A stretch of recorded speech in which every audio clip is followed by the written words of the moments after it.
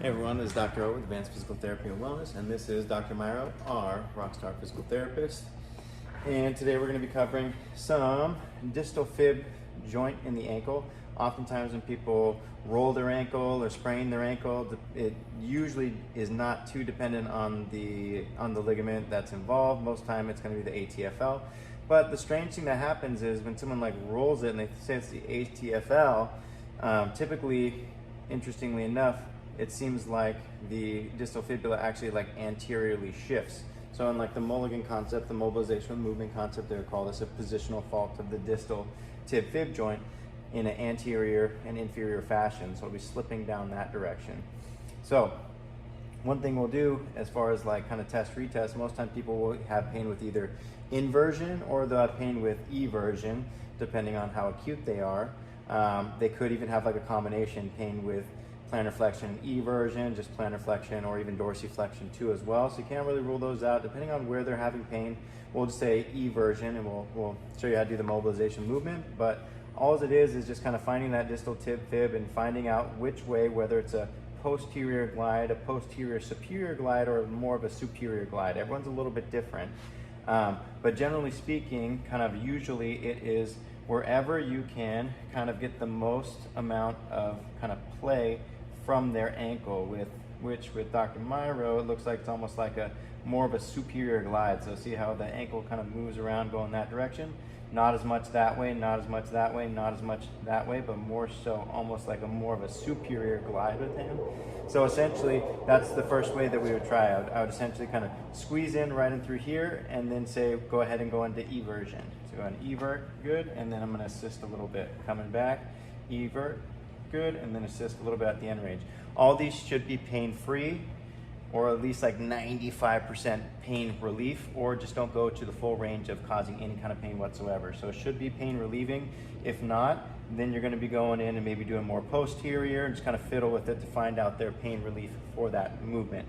I'll usually do 1 to 3 sets of about 10, holding on the 5th one for about 5 seconds. 4, 3, 2, 1.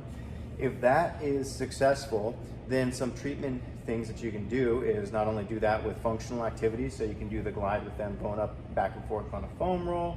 You could have them be doing that with a squat, test their squat, retest their squat if that's where they're having pain with doing your glide, as well as after the treatment of the mobilization with movement. And lastly, another therapeutic exercise that you can have someone do to essentially fix that positional fault is trying to get that proximal fibula to anteriorly glide forward.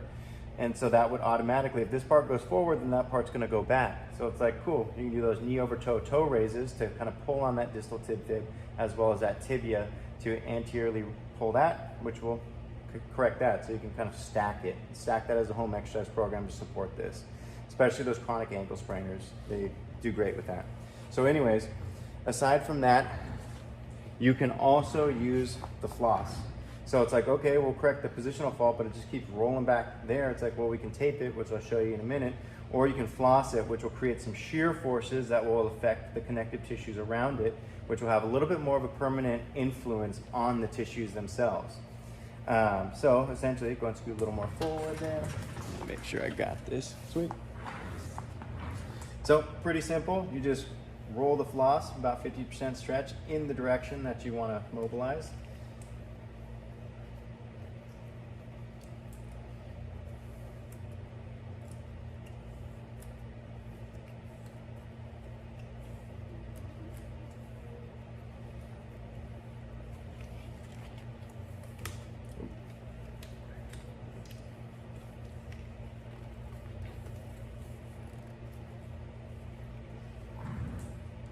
Tuck it in. Cool. And then you can essentially kind of just do a twisting motion into the direction that you want it. So go ahead and go into that eversion. Good. So evert. Good. Keep it going.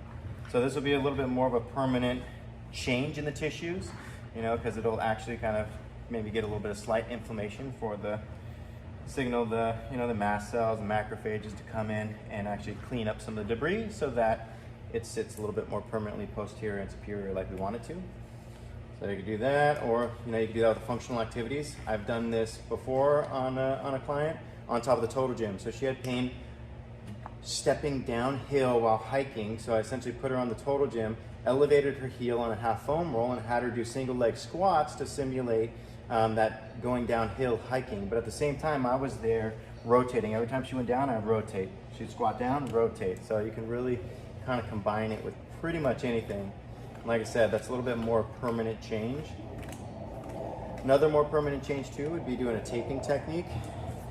And we have another video that we did with a client of ours who gave us permission with the waterproof tape, the Mulligan concept tape, and then also pairing it with the rock tape to make it stay on. So this usually stays on people pretty good, but I just noticed on the ankle it just usually doesn't stay on by itself very well, unless adding like an adhesive spray to make it stick better and longer, because it just kind of sweats and it starts peeling off and it stops working. So adhesive spray, or use some rock tape to finalize it. But my favorite way of doing this tape job is to use a piece of cover roll and a piece of Leuco tape. You could even probably just get away with doing the Leuco tape, but it might irritate some of the skin. So I learned this technique from my mentor, Dr. Caleb Stewart at Advanced Physical Therapy and Rehabilitation. I also kind of got my name of my clinic similar to his, so he's got a good legacy going with us.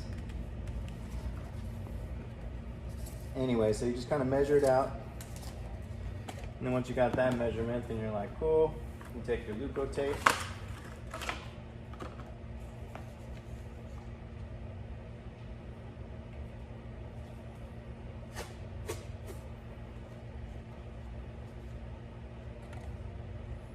I'll go about there.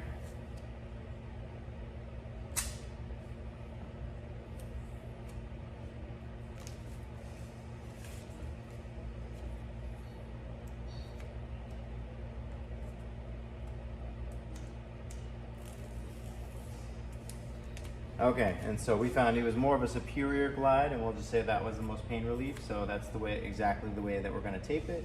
So it's going to come right along that lateral malleolus, kind of come in an upward rotational position like this, coming right off that malleolus, so then we can do that upward glide right in through there. We'll take the Leuco tape, putting it right on through there, just like that, making sure it's nice and secure. Then I'll put it right here on my thenar eminence muscle, coming in through here. And then I will bring them into max dorsiflexion. Boom, just like that. I will do my up glide. You gotta do it pretty strong. They might even like make a little bit of a face, but it shouldn't be too painful. Coming up through here and then really pulling on that other hand, the left hand, to go up and around. Coming right in through there. And you know you did a good job if they relaxed and then they got some crinkles right here, but not like too crazy of crinkles. And so that is a really good way to be adjusting with ankle pain, lateral ankle sprains, just pain in the ankle, so long as it's relieving with the Mulligan concept mobilization with movement.